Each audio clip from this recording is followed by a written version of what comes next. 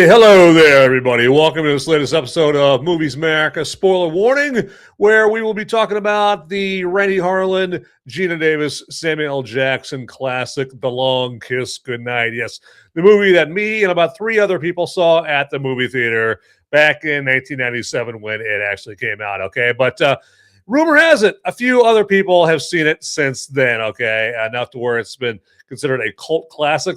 So we will get into The Long Kiss Goodnight, the action movie posing as a Christmas movie or vice versa, all right? So, but before we get too far into this deep dive, first, this.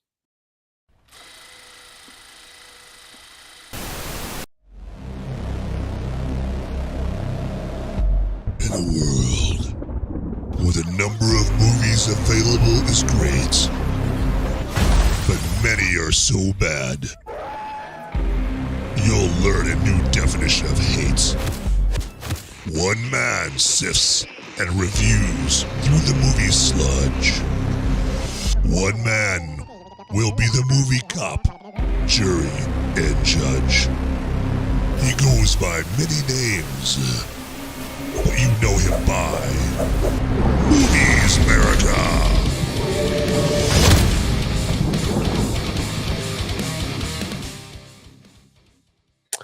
All right, that's right. That intro does not lie here. Yes, I'm your humble host, Van Ebert. And you know what? I love talking about movies, all right? And I know I'm not the only one out there. I know that I am not the only movie maniac.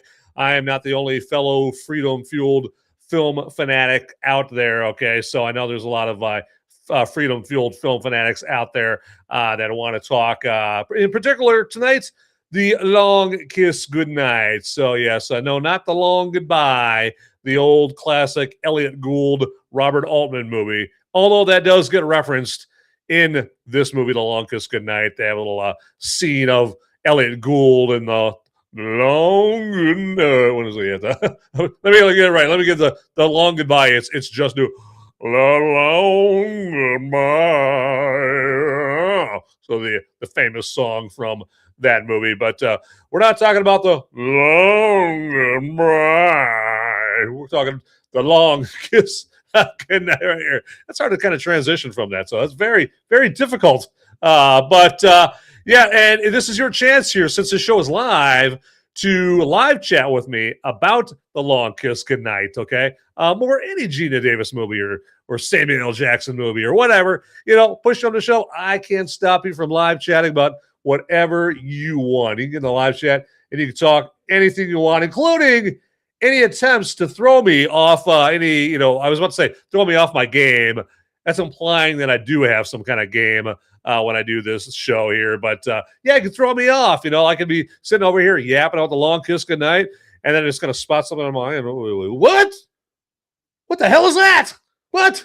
And it just totally throw me off my flow. So, hey, this is your chance to do that. Or if you hear a take of mine about The Long Kiss Goodnight and you are like, did you have to go to school to be a special kind of asshole like that there, Van? Like, what kind of take is that? Come on. It's called an education. All right. Get one. All right. That is a terrible take there, Van, right there. So you need to drop to your knees and beg for forgiveness from the good Lord for that kind of take. Like, just get on a live chat and just give me heaps of shit like that. I mean, I don't know. Maybe it's me just, being a cruel bastard that I am, but I hear that and I'm like, ooh, that sounds very tempting to do that. Yeah, I'd love to jump at the chance to throw some show host off their game as they're trying to do a show here there. So that is all about The Long Kiss Goodnight here, and again, feel free to forward the show or forward the link to the show to anybody that you even remotely suspects would be in to this episode about The Long Kiss Goodnight right there. But let's get right into it here. And one of the things that just popped into my head this afternoon about The Long Kiss Goodnight is it is one of those movies that make me really, really, really hate normie moviegoers, okay? And Edge of Tomorrow is another good example movie of one that brings all that to mind, and it just really brings out the straight hate towards normie moviegoers.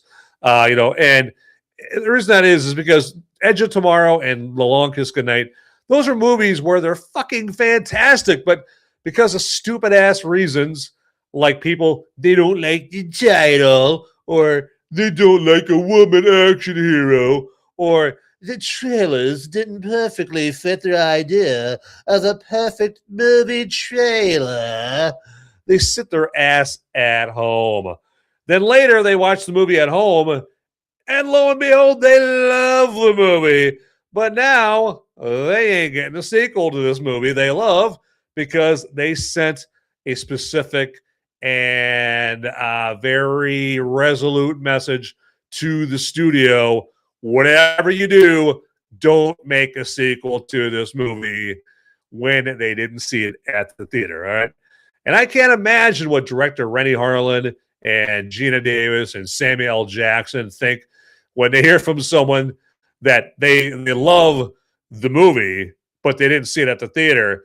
And if I was one of those three people, I'd be thinking, hey, dumbass, you could have got at least 2 The Long Kiss Goodnight movies if your cheap ass would have sat your ass in a theater seat.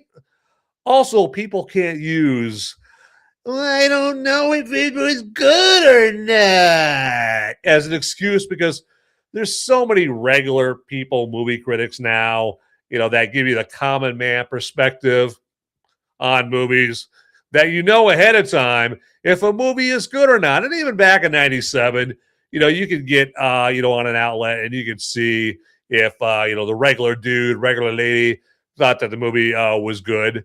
So you have no excuse. You can't have that, like, I have fear of the unknown. I don't know. I'm so scared. No, that's not an excuse. Not an excuse whatsoever.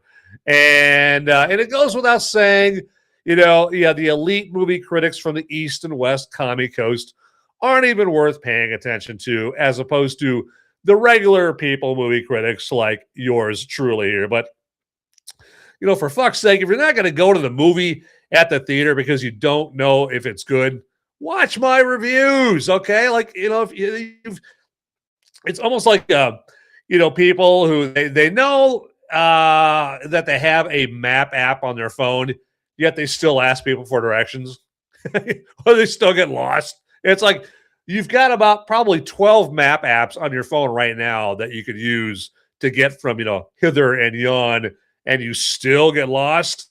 Yeah, because you didn't even consult a map app right there. Like, it's the same way in movies. Like, no. All right. Sorry there, Dingleberry. You don't get to go, I didn't want to go see the movie because I didn't know if it was any good. I mean, it's not like there's like, I don't know, 78,513 movie critics, that I could have listened to and seen if it was good or not. No, that's not even a possibility. So, it's not, I'm not buying that right there. So now, if you're not going to the movies at the theaters because of some other reason, like cost, lack of a babysitter, that I understand. And you will get no shit from me for that. Okay. But yeah, if you're like, well, I don't need a babysitter. I've got plenty of money. And the only reason I didn't go to the theater, and the theater is like 5 minutes away from me, but the only reason I didn't go to the theater is because there is no possible way on God's green earth that I have a method or a mode or any kind of outlet that I can go to see if the movie is good ahead of time. I have no options set. I just have to fly. I just have to go in there and go in there blind. And I have no idea. And I'm not, our American pioneers, they traveled west in Conestoga wagons, braving weather and Indians and all that stuff. And now the kind of Americans we have are people that are too afraid to go to a movie. Oh, I might have a bad day. I'm like, boy.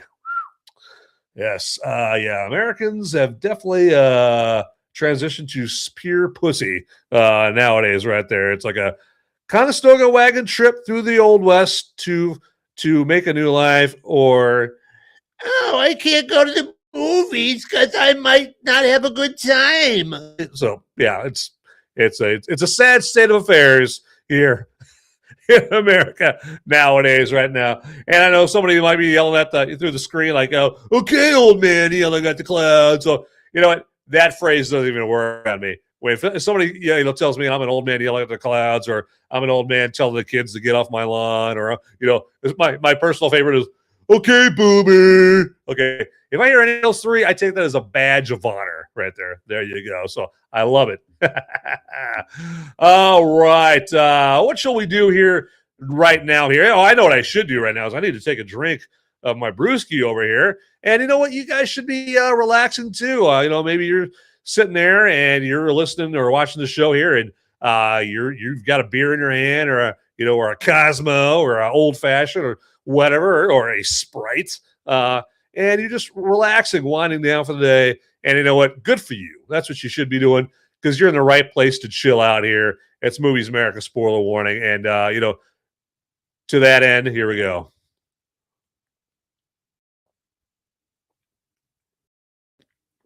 Oh, that's so good. That's so good. And I will be talking about that brew a little later on during brew review time, because that's what that's the name of the game with each Movies America episode. Is that I do the brew review time segment there, and it's just another excuse I've built for myself to drink beer. That's all it is. I mean, let's face it. Let's just break it on down. I'll just be completely and totally honest with you.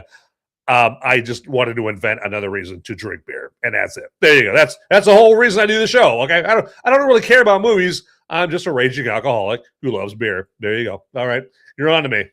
Did I say that out loud? Oh, my bad.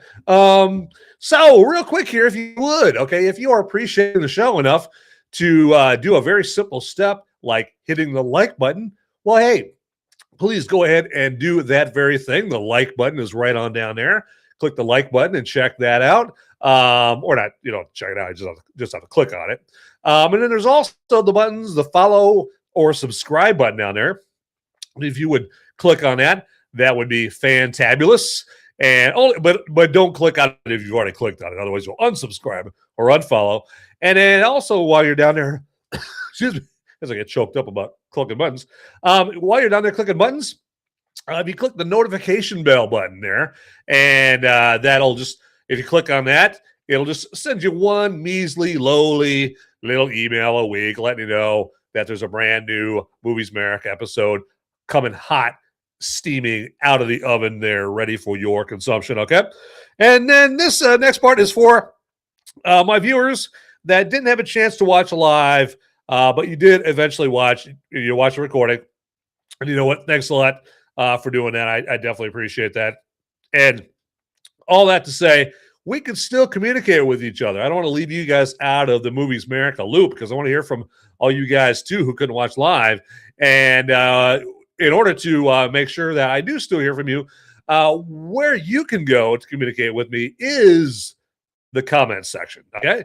And the comment section is down below. And just comment down there. Let me know, hey, your favorite Geena Davis movie, your favorite Samuel L. Jackson movie, whatever. Or, I mean, when push comes to shove, you can comment about whatever you want down there. It's your prerogative there to quote Bobby Brown. Okay, there you go. And let me double check something here. Excuse me. I'd blame that on smoking, but I can't even blame it on that right there. Hey, all right. We have got we have officially been rated. Run for your lives by Toolman Tim. Rated in there, and Toolman Tim says, "Evening, man." All right, and good to see you there, Toolman Tim. There, and Abakar. I'm sure I'm totally butchering your name on that right there. There you go, and I'm gonna really butcher this name. I can tell you right there, Jay Kersenik. And you guys are probably laughing your ass off like, this dope doesn't even know how to say our names right there. I'm surprised they didn't screw up Toolman Tim there with that name. But hey, good to see you there, brother. Here, and hey, check out Toolman Tim's stuff out there on Rumble there as well. And he's got some good stuff right there. That guy is like he's like a technical genius as I butter him up here. unashamedly. Right, there's a technical genius, knows his way around a sound mixing board and a bunch of other stuff there as well. But there you go, and hopefully you guys are in the mood for some underappreciated movie or underappreciated movie there, if I can talk right, like The Long Kiss Goodnight there, which I call it an action movie posing as a Christmas movie, or vice versa there. But let's get into some more The Long Kiss Goodnight. And, Samuel L. Jackson, okay, he plays Mitch Hennessey in this there. And he made a great point about this movie when he said that the studio didn't know that women would love to see a movie about a female badass here. Actually, let me put a pin on that right there. I just noticed something. All right, there you go. And I don't know if this question is for me too, man, Tim, but if you're asking if I'm pre-taped, no. Definitely live. There you go. I'm live right there. But anyway, so Samuel Jackson says the studio didn't know that women would love to see a movie about a female badass, right? It seems pretty obvious to me, that women would love to see that, right? I mean, they don't always want to see themselves, play the damsel in distress. So, like, oh, Popeye, save me, that kind of thing. Sylvester Stallone, save me for the 437th time. All right. Now, sometimes they want to see a woman, pick up a big ass gun and start blowing baddies away and that kind of thing. So they want that, right? And Samuel Jackson, he suggested to the studios to run the trailers for the Long Kiss Goodnight, like during the day, during soap operas, right? And you got your Guiding Light, and your Young and the Restless, and your General Hospital, right? And you got all the ladies, and they're at home, and they're knitting, and they're making doilies. And no, I'm just kidding. I just wanted to sound misogynistic right there. So, but just play the previews, play the trailers during the soap operas, right? That way, even if the broader male movie going audience are in fact a bunch of misogynistic morons that don't want to see a woman kicking wholesale ass in a movie, the women can make up the difference, right? I mean, you can have, Madge and Blanche could be watching, Days of Our Lives, and they see the trailer for The Long Kiss Goodnight. Next thing you know, they're yelling, Harold, we're going to the movies tonight. We're going to go check out this Geena Davis movie. Yeah. No, you're not playing poker tonight, Harold. We're going to the movies, And hey, you know what? There's another couple of butts in the seats for The Long Kiss Goodnight right there. But nope. The studios just told Samuel Jackson that they don't know what the hell he's talking about. All right. So, and, studios can possess such a special mixture of stupidity and blindness all blended together in one retarded stew sometimes. Okay. And New Line Cinema, the studio in this case, famously paid Shane Black, the screenwriter for The Long Kiss Goodnight, paid him $4 million for the script to The Long Kiss Goodnight, but they didn't cross their T's and dot their I's to make sure they marketed the movie correctly? Okay? I mean, that's a ton of scratch for a movie script.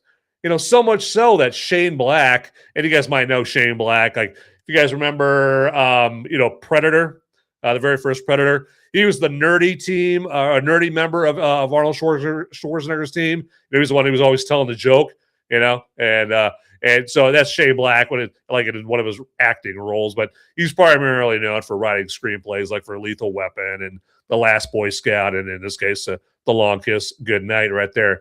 And Shane Black basically just decided to stop writing scripts for big blockbuster movies right there because other screenwriters were so jealous that he made $4 million for one script right there. Okay. And, about the jealous screenwriters right there, I'm sure their jealousy was relieved a bit when The Long Kiss Goodnight just ended up crashing and burning at the box office there. So, and there's more than one reason why this movie crashed and burned. One reason is what I just touched on. I think that they marketed it terribly. they could have marketed it during the day, during soap operas, and direct it, to the ladies and get them to go see the movies right there. Get them to go see the movie there. Also, a year before, not even a year before this movie, Renny Harlin, the director of The Long Kiss Goodnight, and then his wife at the time, Geena Davis, of course, the star of The Long Kiss Goodnight, they had made a big flop of a movie called Cutthroat Island. And basically, the movie was so bad. I mean, the budget was so high and the box office was so low that it killed a studio by the name of Carolco. Okay. And if Carolco sounds familiar, that's because it's the studio that brought us Total Recall and Terminator 2 and Rambo 3. I think it brought us like Red Heat. So a bunch of Schwarzenegger movies and some Stallone in there as well. Just completely killed that studio. And then I think it put New Line on the verge of bankruptcy or something like that. There was some other big box office disaster from the Cutthroat Island, basically getting its throat cut at the box office. So there's a bunch of like bad press from that. So when The Long Kiss Goodnight came out, the Hollywood media, being the assholes that they are typically, right? They made a point, all right? They couldn't wait to jump out of bed in the morning to just shit all over The Long Kiss Goodnight and give it all kinds of bad publicity. And so, that along with the bad marketing, just added up to like me and about 3 other people going to see this movie at the theater at the time right there, which is a damn shame because, like I said, it's a head scratcher now. And it kind of makes me roll my eyes when I hear that this movie is a cult classic and everyone's like, "Oh, it's an underappreciated movie." And man, I don't know why it didn't do that great at the box office. So I don't know. It's kind of it's kind of surreal when I hear that about this movie. But yeah, it's worth checking out. But I don't know. I'm not going to go down my my big diatribe about going to see movies at the theater again right there. So, but anyway, all right. Now let's do this here real quick because I got my brew. I got my beer staring me in the face, and it's screaming at me and telling me that it's brew review time.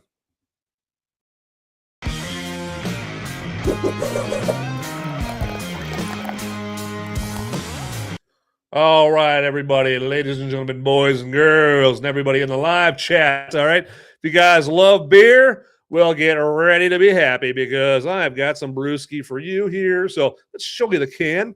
Right here, we've got a kind of a cool picture right there. It looks like a picture of some mountains there that I would have drawn when I was a little kid. And then we've got right here, we've got the flying knife logo with the Summer Send, the official name of the brewski there, and just says it's a German style Marzen lager, and this comes to us out of Minneapolis, okay, or North Mogadishu, as some people would call it, and from Falling Knife Brewing Company. And so this is a German style Marzen lager, and a big reason that people call it that, or like a characteristic of a German style Marzen lager, is that it's traditionally brewed in March and then lagered or stored cold, just so it can coincide with the summer months to be ready for chugging down during the fall harvest and Oktoberfest there. So this definitely fits that bill. I can, and I'm gonna give up my shit when I say this. I could see myself downing a whole bunch of these during an Oktoberfest celebration because you know what? I like this beer. It looks good, or it looks good. Well, it looks good too. From what I can see, it's in the can. I haven't poured it out in a pint right there, but it tastes good. It damn well smells good. It's got a good nose on it there, and it's got speaking of the nose, it's got like kind of a toasted bread caramel kind of mixture there, kind of a casserole of smells when it comes to the nose. And it's got like kind of a biscuit kind of flavor to it as well. Okay, so very tasty.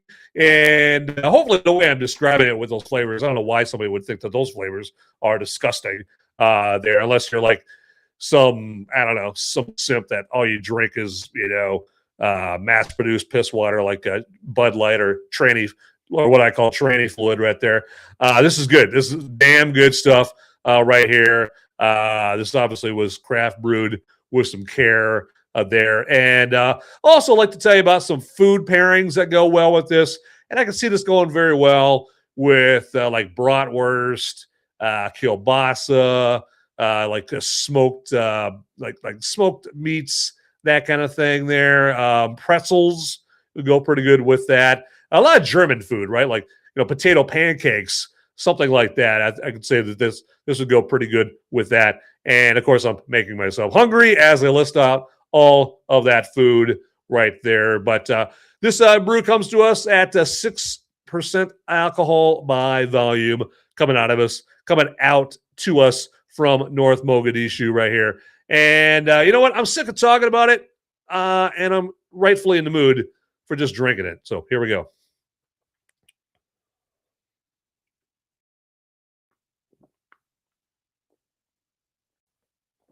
Excellent stuff right there. So, yeah, grab yourself some of this right here, this Summer Sun from Falling Knife Brewing Company. Now, obviously, if you're in the Twin Cities, it's going to be very easy for you to get your hands on this. Otherwise, you're probably going to have to go to like Open Bar, like the Open Bar app on your phone, or you can go to like gopuff.com. You have got like Uber Eats, if you've got this brew in your area. You don't even have to leave the comforts of your home. Okay, you can just call up Uber Eats, and they will get your booze to you without even having to move your butt off the couch. Well, you'll have to get up off the couch to answer the door, of course, but that's it.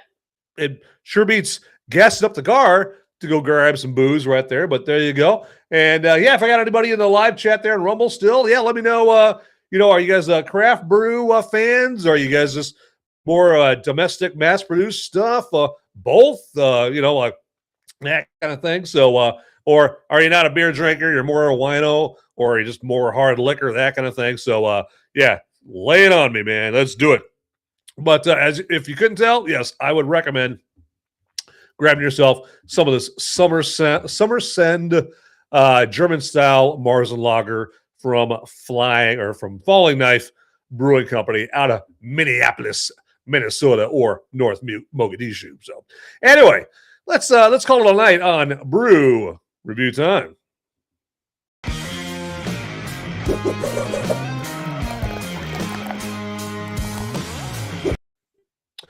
All right, let me do this here real quick. And I want to tantalize you all with a little taster-rooney of something that I think that is going to just blow your socks off right there. So there we go. So check this out. And I'm sure you're just gonna be like, oh my God, Van, why didn't you share this with us earlier? It's so cool. I want to see this right here. Check it out. Yes, it's Movies Merica merch, everyone. Yes, and you were about to see that we got all kinds of Movies Merica merch, man. We've got trucker hats, we got shirts, got glassware, all kinds of stuff right here. We got different Movies Merica, different styles of Movies Merica logos. We got the baseball long sleeve. We got windbreakers here.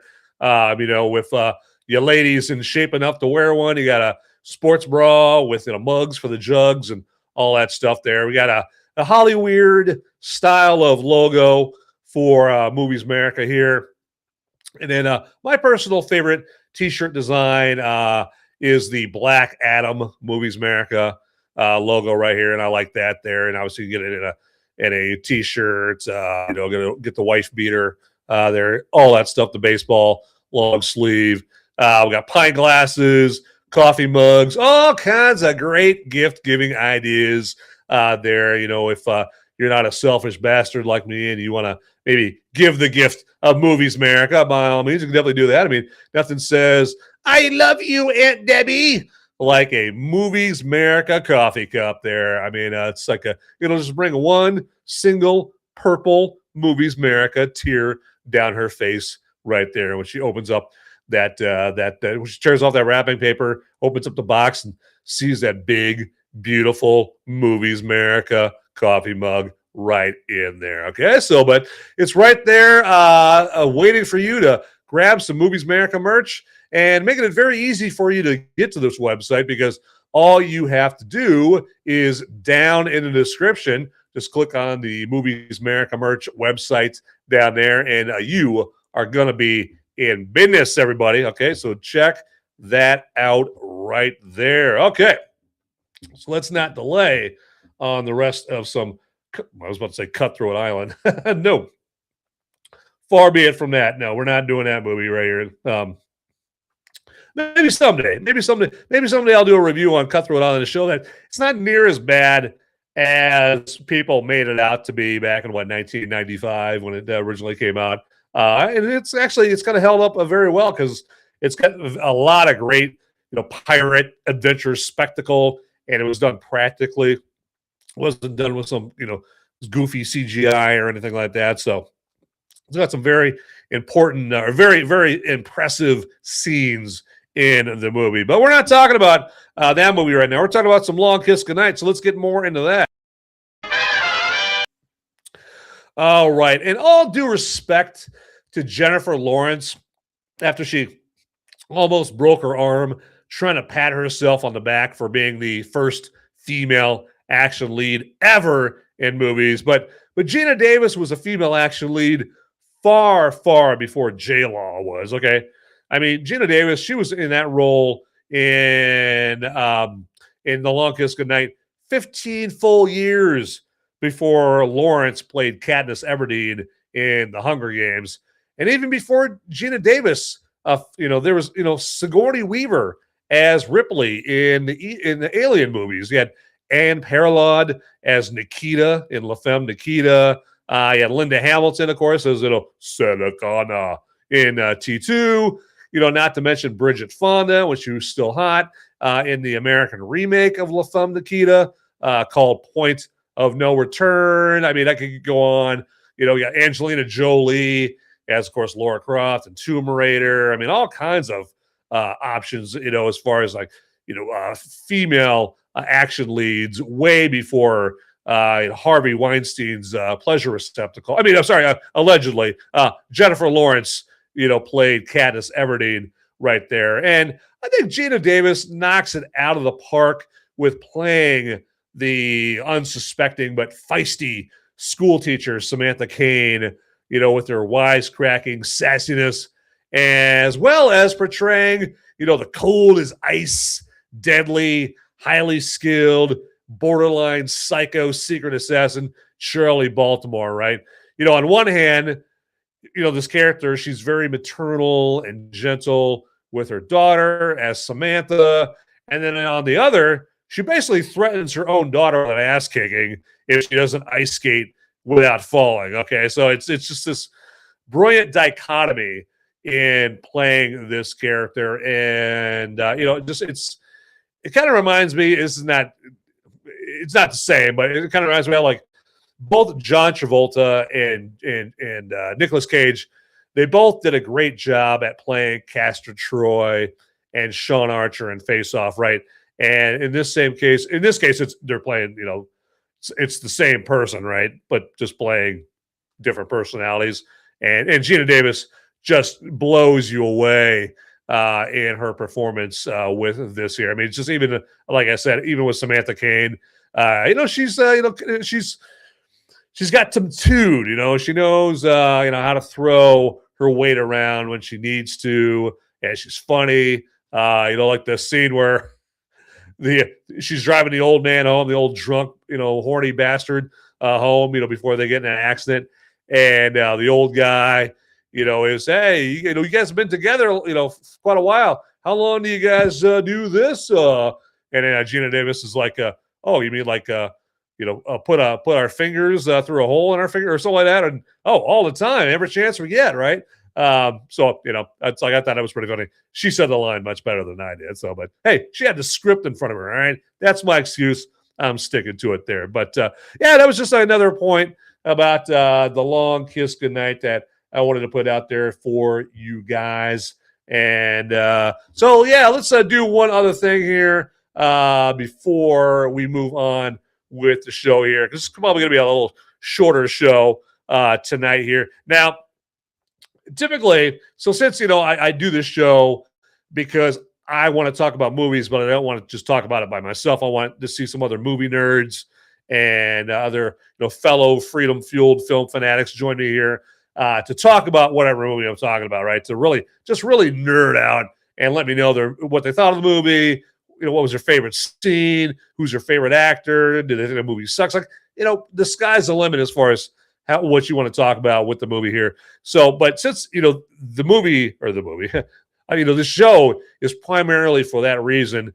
The more of that I get, the longer the show is.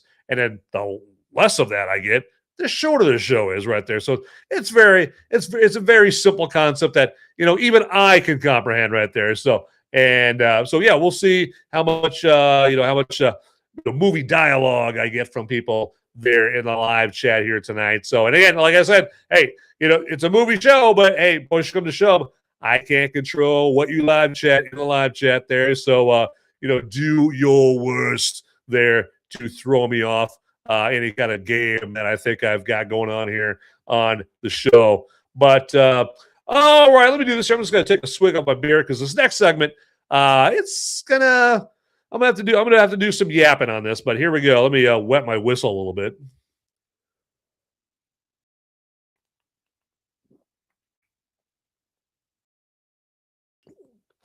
All right, excellent. And we are here, and we are getting ready for some good times here because we are to the segment that I love the most of all the shows that I do. And of course, if you've watched the show before, you know that my favorite segment is the movie Military Moment. And you may be asking yourself, hey, Van, buddy old pal, what is the movie Military Moment? Well, I shall tell you, buddy old pal. It is where I give myself a few minutes to pay tribute to a Congressional Medal of Honor recipient. Okay, basically, I pay tribute to a brave service person. Typically servicemen. There, I don't think I've ever seen a woman Congressional Medal of Honor there, but there may be one out there, and I'm just not aware. But yeah, so I just pay tribute to them. And right now, I would not blame you. Of course, I would not blame you if you're saying like, "Hey, Van, that's very hospitable of you. That's very charitable of you. That's very honorable of you, selfless of you to pay tribute to a Congressional Medal of Honor recipient." But riddle me this, Batman. What the hell does that have to do with movies? Well, believe it or not, there is a connection. And I shall tell you what that connection is. But first, this.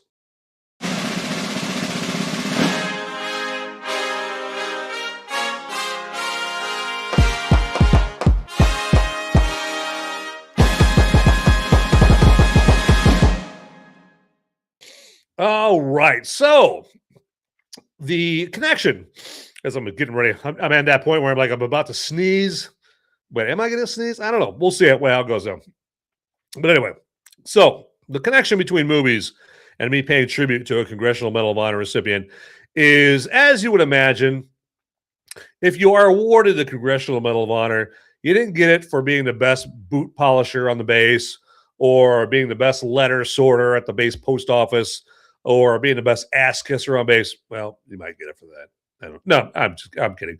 But no, you didn't get it for something like that. You got it. You were awarded that Congressional Medal of Honor for doing something like just mind-blowing, right? Like something that is a shock to the eyeballs, okay? Something that you're like, oh my God, I can't believe I'm seeing this, all right? Something like that. Something like where you just like, if you're an onlooker, you're like, that's the man.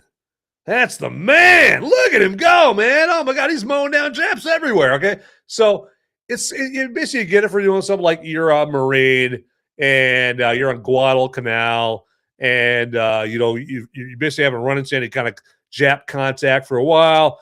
And next thing you know, bullets are flying everywhere. You're taking, small arm fire, and you're taking rockets and just getting your ass kicked. And you're running around, and you basically expend your ammo from your BAR, your Browning automatic rifle, and pretty soon you're killing Japs with just your knife, and a grenade lands next to you and it blows half your leg off. And you got people yelling at you, "Hey, Sergeant, get out of there! You're wounded. We'll get you out of here." And you're like, "Hell no, man! I'm carrying on. All right, I got my buddies over there, and those Japs are throwing grenades at them, and I'm gonna go over there and hey, give me that flamethrower. Give me that flamethrower. All right, there you go. Yeah, I'm gonna cook me some Japs." And you go over to the pillbox where the Japs throwing the grenades, and you light up that flamethrower and you turn them into Kentucky Fried Japs, and then after that.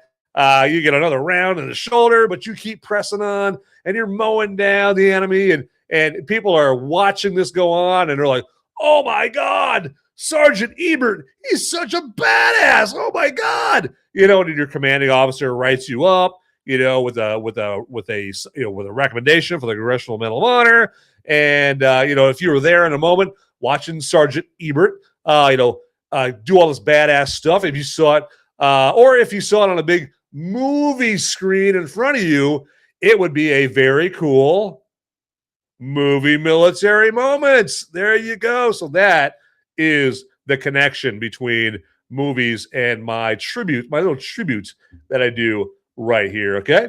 And so we are going to pay tribute to a brave gentleman here. And that brave gentleman is Captain Marcellus Holmes Childs. And famously, like from Pulp Fiction, the famous line is, "What does Marcellus Wallace look like?" Well, I wish I could tell you what Marcellus Holmes Childs looks like, but I can't because there is no picture of him right here. But anyway, that's not going to stop us from reading his citation right here, because it is so captivating, and Captain Childs does deserve it. But also another thing that Captain Childs does deserve is some cool movie military moment music to go along with his tribute. So let's get that started right now, shall we?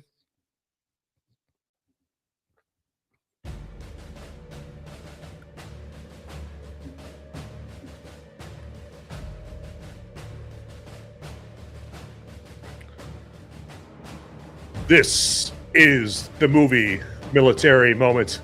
And on this movie military moment, we pay tribute to Captain Marcellus Holmes Childs, who fought in World War I. And let's find out more about Captain Childs, shall we?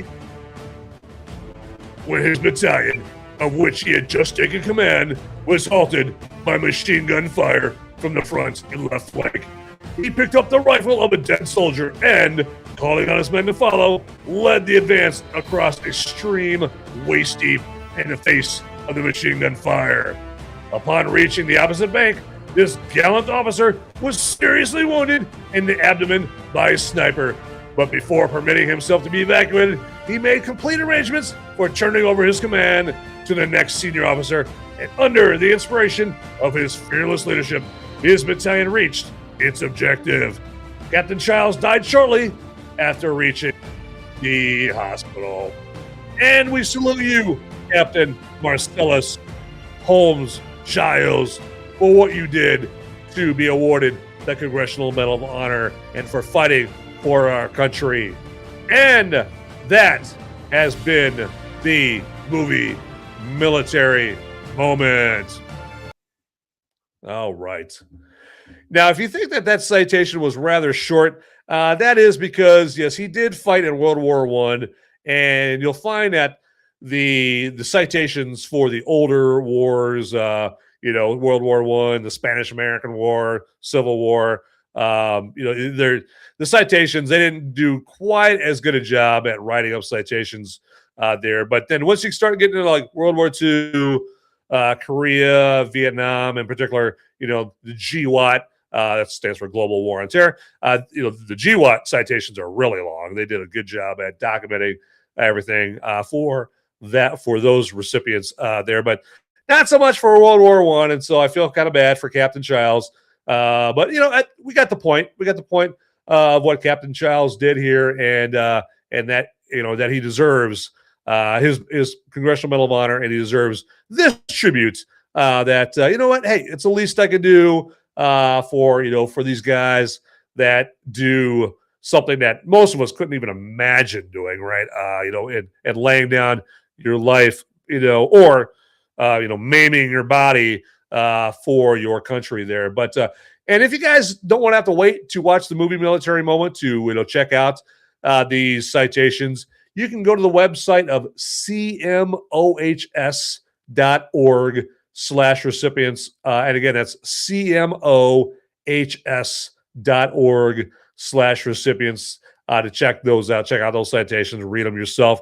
They're really good. Like, say, if you crawl your ass out of bed and you're really lazy and you just need something to motivate you, and it's you can do worse than to read these citations. And once you read one of these citations, you hear or you read about what these guys did, yeah, you'll be very motivated, all right? It'll be like, Popeye popping a can of spinach and throwing it down his gullet. You'll be like, all right, now I feel like a complete lazy dumbass. I was just going to lay on my couch and scratch my nuts, but now I'm going to get up and do something because if this guy can take 3 grenades and still carry on, and then I can at least get up and run some errands. There you go. So these citations are very motivating. Or, hey, you can watch past episodes of Movies America, spoiler warning, and check out the movie Military Moments from those episodes. There's probably a good 3 or 4 years worth.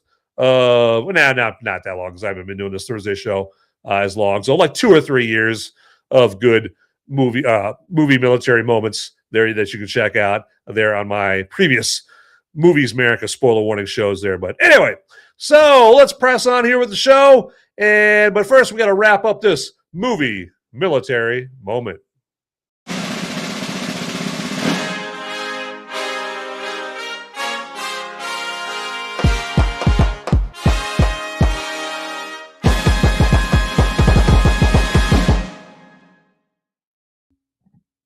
All right, let me do something here real quick. And I'm going to do a little house cleaning and check something out. All right, let's get people in here. Let's do this. All right. And I'm just checking on something here because I like to run a tight ship here.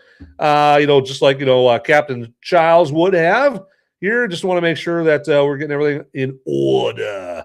And really quick here, let me remind you that, if you are so inclined, if you think that I, deserve maybe a buck or two from you here for anything that I do, like maybe you appreciate the movie Military Moment, or maybe you appreciate me, warning you away from a movie that isn't so worried about entertaining you as they are worried about lecturing you. If you appreciate any of that, if you appreciate, the good old brew review time, enough to throw a buck or two my way, well, allow me to tell you how you can throw a little cash, a little scratch.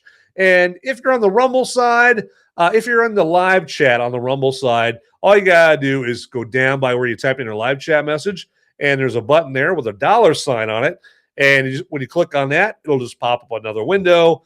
It'll ask you how much, cash you want to throw this guy's way here. And that's it. Very simple, very easy. Now, if you're checking me out on YouTube, then it works eerily similar. Okay, it's uncanny how similar it is on the YouTube side. Again, you're in the live chat window, down by where you type in your live chat message there. There's a button, but the button in the YouTube side, on the YouTube side, is the button's got a dollar bill on it. So you just click on the dollar bill.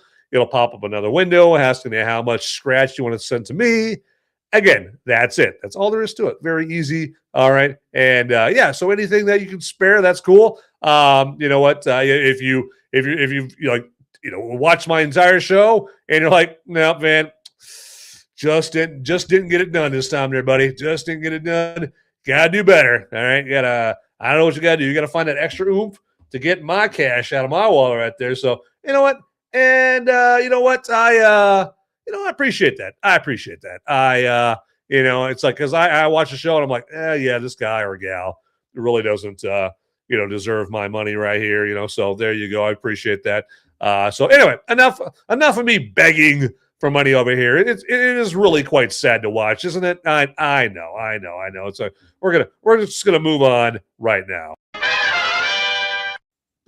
Hey, Beyond Formal, welcome to the show and into the live chat right there. And yes, he's repeating to Toolman Tim what I mentioned here before there, and I appreciate that, Beyond Formal, saying that we're live. All right, yes, we're live, and it's that's for good or bad. I don't know. It's there, but you know what? Rumor has it, I have it on good authority that Beyond Formal is a fan of the Long Kiss Goodnight right there. And I'd be kind of curious from Beyond Formal, like, if you have a favorite scene from this movie, or maybe a favorite funny quip from Samuel Jackson in this movie. I mean, there's a whole shitload of options there. So, I mean, just like, I think my favorite is the one, and hopefully I'm not stealing yours there, Beyond Formal, but the one where Geena Davis is trying to seduce him, to basically just kill the Samantha Caine side of her personality. And, Samuel Jackson's like, you know what? You're a beautiful woman, and I haven't got a blowjob since lollipops cost a nickel. That was just a hilarious line right there. I think he starts it off with like, oh, the white woman making love to the colored help. Something like that, but he's got all kinds of great lines there, and then I think like I gotta say, as far as my favorite scene in this, I mean, God, I'm trying to think. I mean, there's just so many in this. You've got the post office or the train station shootout. As far as the big action set pieces there, I'd say I had to say, it's kind of a combination of the scenes. I like the scene where Samuel Jackson, Geena Davis, they get to the farm where David Morse is there, right? And Geena, or let me use the character's name, Samantha Caine's like, oh, I think I was engaged to this guy. And then, Mitch Hennessey and Samantha Caine meet, what was his name? Like Greg or something like that. I call it Daedalus or something like that. It was one of David Morse's name. And then that whole scene where they're getting to know him, and David Morse gets a little too fresh, I guess, with Samantha Caine, and starts hugging her, and then Mitch is like backing David Morse off with pointing his gun at him. It's like, she's my only daughter, and I don't quite trust you yet. I think it's so funny. I can't even say it without laughing. It's just hilarious. And Samuel Jackson just got some great lines. And, like I said on Sunday's show, believe it or not, I know it's unbelievable to a lot of people, but Samuel Jackson has repeatedly said that his Mitch Hennessey character from The Long Kiss Goodnight is his favorite character he's ever played. I mean, we're talking about a guy who played Jules on Pulp Fiction. Okay. Played Zeus on, Die Hard with a Vengeance. He played the guy holding up McDowell's in Coming to America. There you go. I mean, all kinds of great roles. He played Chef, for God's sakes, right? Like the guy played, a black movie legend. I mean, John Shaft. Come on. So, but this is Mitch Hennessey is his favorite character, and I can see why he thinks that. I mean, he gets to be funny. He gets undoubtedly the best lines in the movie. He gets to kick ass. He gets to save, the lead action, the female action star gets to save her ass at the end. Great role for Samuel L. Right there. So even better than his role as, the cop on, Snakes on a Plane. I'm sick of these motherfucking snakes on this motherfucking plane. That whole thing. Anyway, so that's a great movie. Samuel Jackson, Geena Davis, Craig Bierko as Timothy there. Really good, villain there. I mean, he's quippy, he's narcissistic, he's heartless. In short, he's a total asshole. Okay, I mean, even after Timothy, again played by Craig Bierko, finds out that Samantha's daughter Caitlin is his. He still has no problem with freezing her to death. Still has no problem with trying to turn her into a pudding pop right next to mommy, in a freezer. I mean, and then Timothy, he's also got some great lines, but they're like more great cold-hearted lines. Even at his fellow baddies, where he's on the radio with one of his fellow baddies, and his baddie's like, "I'm hurt really bad. I think I'm dying." And Timothy just simply says, "Continue dying. Out." What a cold-hearted son of a bitch, right? But with that being said, let it be said that Timothy gets a well-deserved big-time death in this thing. So, absolutely. He definitely gets blown, and not in the good way that you're thinking right there. It gets blown away at the end there. So, but it's unfortunate. Craig Bierko, who played Timothy, the main bad guy, his career really didn't do much after this movie. I think the most famous role that he had after this movie is he played another bad guy. Big shock. He played like the main antagonist to Russell Crowe in Cinderella Man. Okay, and I think he was he played the famous boxer from back then. It was a Max Baer there, I think, and that was some controversy too, because when Craig Bierko played Max Baer in Cinderella Man, he basically hammed it up as like this mustache twirling bad guy, who the real Max Baer, back in the days of Cinderella Man, he was not this mustache twirling bad guy. He killed a guy. I mean, that part of the movie was correct. That Max Baer, he was like such a big bad boxer that he did kill a guy, but he felt terrible. In real life, Max Baer felt terrible about killing that guy. It anguished him. And Max Baer in Cinderella Man, the movie, they portrayed it like Max Baer's like, "Yeah, I killed a guy and I loved it. Yeah, I'll do it again." That kind of attitude. And so of course the family of Max Baer, when that movie came out, they were like, "What the hell are you talking about?" Like great granddaddy, he was sick with distress and anguish about killing that guy. So yeah, Craig. I mean, and Craig, and like I said, Craig Bierko played that character, and so I guess all that to say is like this Craig Bierko just kind of had a jacked up career, jacked up acting career there, at least as far as movies go. I don't know what he did on television. Somebody told me that he was on an episode of Law and Order SVU. I'm like, geez, what a fall from grace from being in the movies, right? So. Anyway, but we're getting ready to wrap up this show, this Movies Merica spoiler warning live show right there. But just to let you guys know, we are coming up on Christmas, of course, and so you are watching the last show for this year, the year of our Lord 2025, and thank God it's almost over. I don't know about you guys, but for me personally, 2025 has been a shit year. I mean, all I had was my dog died. My dad died, and some other things, and yeah. But other than that, nothing bad happened in 2025. Not at all. I totally went through 2025 unscathed. So other than that, so yeah, we'll see. Hopefully, 2026 brings more happy tidings for this guy right here. But there we go. So yeah, so that my next show will be next year. Okay. But in the meantime, hopefully all you guys have a great holiday season, great Christmas, great Hanukkah there. If you're one of those pagans that celebrate Kwanzaa, no, I can't say it with a straight face. No happy Kwanzaa for you. Happy Festivus. There you go. If you're if you're a Festivus celebrator, right there, by all means, and more power to you there. I'm a Christmas guy personally, so there you go. It's because I'm not a heathen. Anyway, so there you go.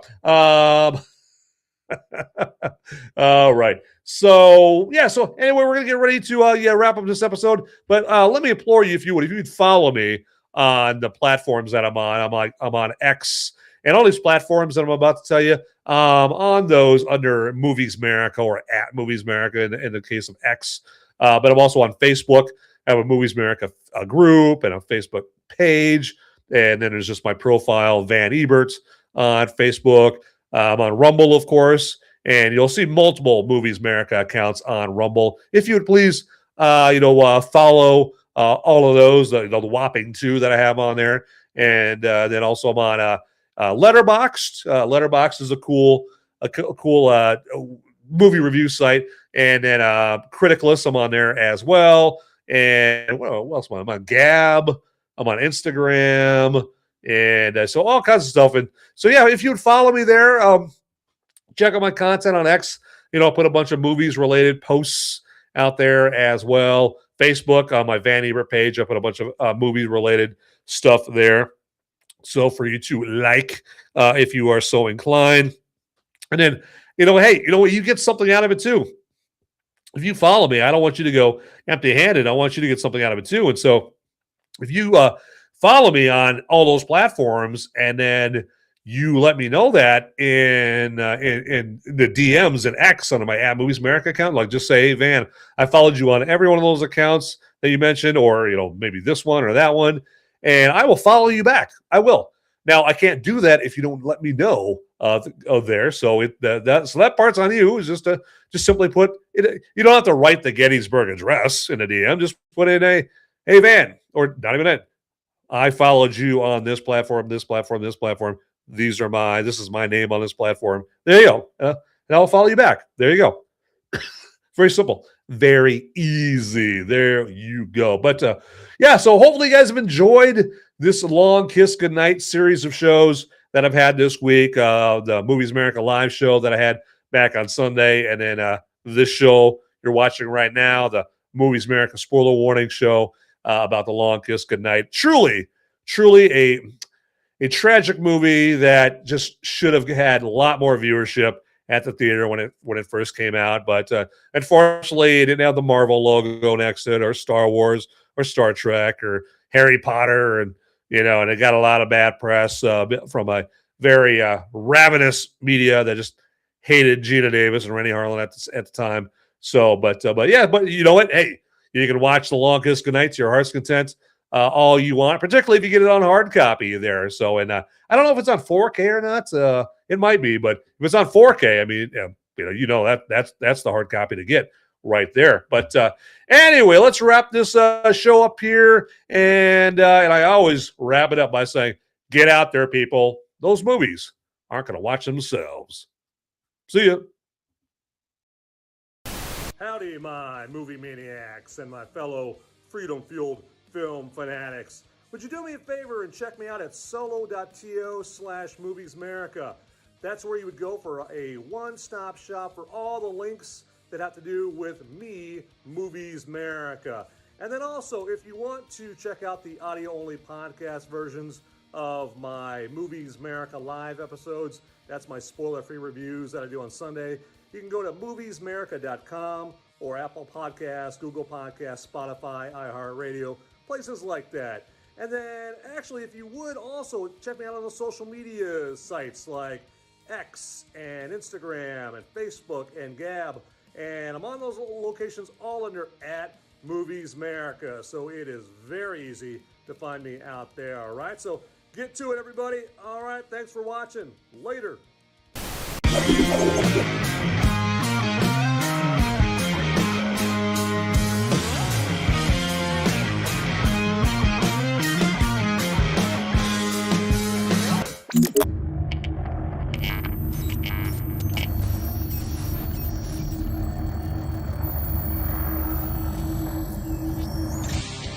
Hey guys, don't leave the video quite yet. Okay, I've got the popo. They're coming after me, and I don't have much time to tell you, but you need to like and subscribe this video right here, down below. It's right down there. It's just waiting. It's waiting for you down there, okay? And make sure you watch these videos over here too. You'll be doing me a big favor. I'm gonna be in handcuffs pretty soon. All right, thanks for watching.